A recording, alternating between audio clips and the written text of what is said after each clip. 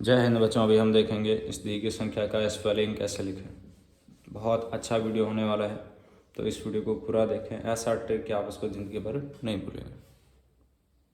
जैसे याद कीजिए अपना 1000 का आप कैसे लिखते हैं, ऐसे लिखते हैं सर 1 और उसके साथ 3 टाइम्स 0 यानी 1000। तो राइट हैंड साइड से 1 2 3 टाइम्स 0 यानी 1000, THOUSAND।